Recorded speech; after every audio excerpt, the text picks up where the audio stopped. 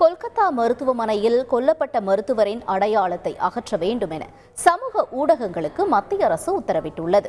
கொடூரமாக கொல்லப்பட்ட மருத்துவரின் அடையாளத்தை வெளிப்படுத்தும் விதமான குறிப்புகளையும் உடனடியாக நீக்க உச்சநீதிமன்றம் உத்தரவிட்டது.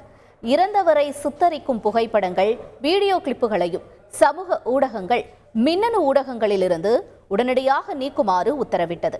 முக்கியமான விஷயங்களை பரப்புவது தொடர்பான கவலைகளை தெரிவித்து உத்தரவு பிறப்பிக்கப்பட்டது.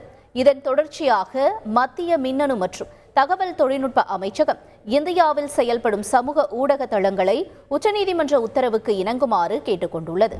பெயர், புகைப்படங்கள் மற்றும் வீடியோ கிளிப்புகள் உட்பட இறந்தவர் தொடர்பான அனைத்து குறிப்புகளையும் உடனடியாக நீக்குமாறு மத்திய அரசு உத்தரவிட்டுள்ளது.